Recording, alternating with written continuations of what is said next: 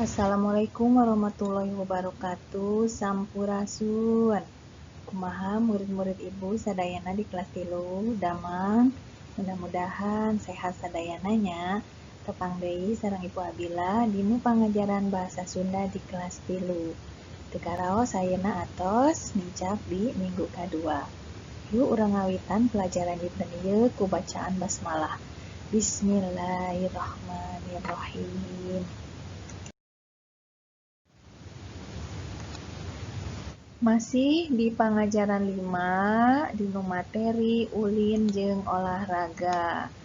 Minggon kamari urang atos ngupingkeun sareng diajar ngeunaan lagu oray-orayan. Masih emut sadayana? Pertos ieu laguna nya tah materi dinten ieu masih ngeunaan aya pakaitna sareng materi lagu oray-orayan. Yuk urang buka halaman salajengna.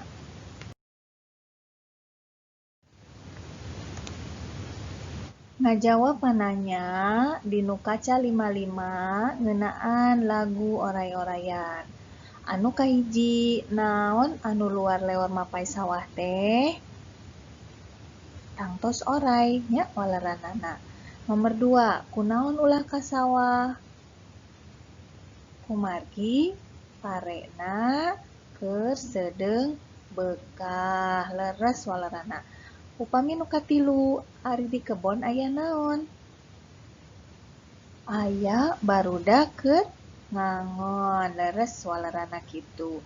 Upami nu kaopat saha nu tiasa ngawaler? Naon sababna kudu kaleuwih? Ya, leres. Sabab di leuwih loba anu mandi. Anu pertarosan kalima nu terakhir ka sawah mah kedah mapai. Tapi upami kaleuwih mah kedah kumaha?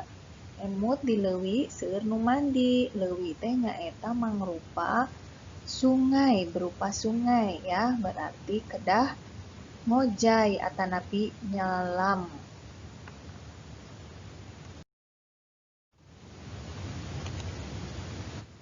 Salajengna ngalengkepan kakawihan. Mangga dibuka deui bukuna. Ngalengkepan kakawihan ngeunaan lagu oray-orayan. Mangga dihafalkeun deui laguna. Upami tacan hafal tiasa ditingali nya seratanana. Mangga ku hidep dilengkepan.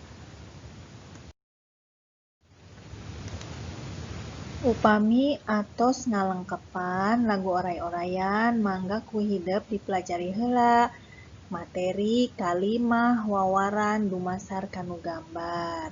Materi ieu nyaeta hidep tugasna nyeratkeun hiji kalimah dumasar kanu gambar. Jadi menuliskan suatu kalimat dengan melihat kepada gambar. Contoh, gambar nomor hiji. Aya Dadan sareng Yuli dinu gambarna nuju main catur. Pe ku hidep seratkeun Dadan sareng Yuli nuju main catur.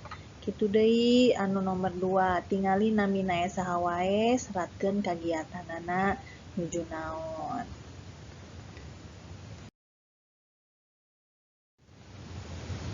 Murid-murid ibu sadayana kumaha tiasa ngerjakeun tugasna? Pasti tiasanya mangga diseratkeun waktosna masih kene lami saminggon kapayun. Mudah-mudahan tiasa. Dugi dieu wae materi urang dinten ieu. Wassalamualaikum warahmatullahi wabarakatuh. Hatur nuhun.